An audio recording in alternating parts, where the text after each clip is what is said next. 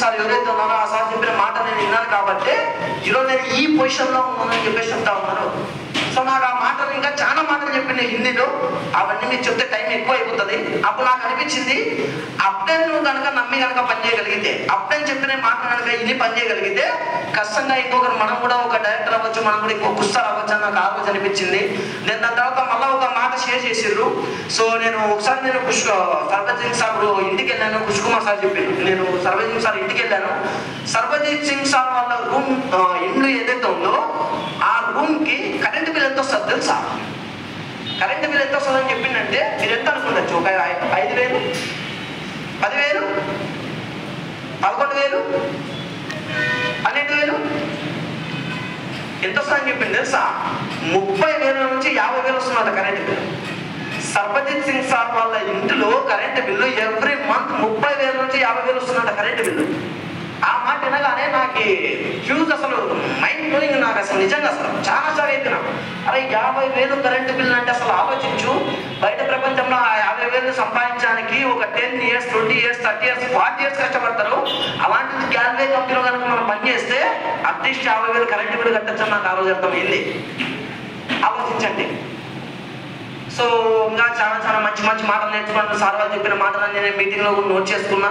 మొత్తం అంతా అయిపోయిన తర్వాత మొత్తం మీటింగ్ మొత్తం కంప్లీట్ అయిపోయింది. సో నాకు ఫైనల్గా అయితే నేను ఒకటే చెప్తాను. సో నేను సిడీ లెవెల్లో ఏదైతే సాక్రిఫైస్ చేశాను, సిడీ లెవెల్లో ఏదైతే తట్టుకొని ఉన్నాను, అవన్నీ నేను ఆర్టీ లెవెల్ అచీవ్ చేసినందుకు నాకు దొరికిందని నేను గర్వంగా కాంప్రమైజ్ చేసుకుని నేను మరీ చెప్తా ఉన్నాను. సో గ్యాల్వే కంపెనీలో ఉంటే నేను మాత్రం మీకు లాస్ట్ టైం ఇదే చెప్తా ఉన్నాను. గ్యాల్వే కంపెనీలో lead vision trading India private limited అనే కంపెనీలో కనుక మీరు పనిచేయగలిగితే లగ్జరీ లైఫ్ స్టైల్ అనేది పెద్ద మ్యాటరే కాదు. లగ్జరీ లైఫ్ స్టైల్ మీకు నచ్చిన ఫుడ్ అవ్వచ్చు, మీకు నచ్చిన బట్టలు అవ్వచ్చు, మీకు నచ్చిన ఏదైనా అవ్వచ్చు, ఎనీథింగ్ ఏదైనా అవ్వచ్చు, పెద్ద మ్యాటరే కాదనిపించింది. ఒకప్పుడు నేను ఎక్కడికైనా మా ఇంటి దగ్గర నుంచి బెంగళూరుకి వెళ్ళాలంటే జనరల్ టికెట్ తీసుకోవడానికి 1-2 సార్లు ఆలోచించే ఫ్యామిలీ. అదే గ్యాల్వే కంపెనీలో నువ్వు పనిచేస్తే ఫ్లైట్ జర్నీ కూడా చాలా సింపుల్ అనిపిస్తుంది. నువ్వు బయట ఎలా అయితే మనం ట్రైన్ జనరల్ టికెట్ తీసుకొని ట్రైన్లో బస్సులో ఎక్కుతామో, గ్యాల్వే కంపెనీలో పనిచేస్తే ఫ్లైట్ ఎక్కుతామని నాకు ఆ రోజు అనిపించింది. మీటింగ్ అంతా అయిపోయిన తర్వాత గ్యాల్వే కంపెనీలో ఉంటే పెద్ద మ్యాటరే కాదు. ఫ్లైట్ జర్నీ అవ్వచ్చు, ఫుడ్ అవ్వచ్చు, బట్టలు అవ్వచ్చు, ఇంట్లో ఫ్యామిలీ సిచ్యువేషన్ అవ్వచ్చు. బయట మన ఫ్యామిలీలో ఎనీ టైం ఒకటే వాటి నిలబడిస్తూ ఉంటుందా, లైఫ్లో అడ్జస్ట్ అవ్వాలి. ఇదే వాటి వినిపిస్తూ ఉంటుంది మన ఫ్యామిలీలో. ఎందుకంటే మన అందరినీ మిడిల్ క్లాస్ ఫ్యామిలీ కాబట్టి ఇదే వాటి మనకి ఎక్కడ వినిపిస్తూ ఉంటుంది మన ఫ్యామిలీలో. బట్ కానీ నేను ప్రామిస్ మీ అందరికీ నేను చెప్తా ఉన్నాను, గ్యాల్వే కంపెనీలో కనుక మీరు పనిచేస్తే అడ్జస్ట్మెంట్ అనే వర్డ్ మీ ఇంటి కాంపౌండ్ కూడా దాటుతుందని నేను చెప్తా ఉన్నాను.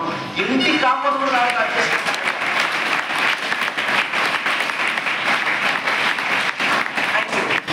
ఆలోచించండి, అది ఏ విషయమైనా అవ్వచ్చు.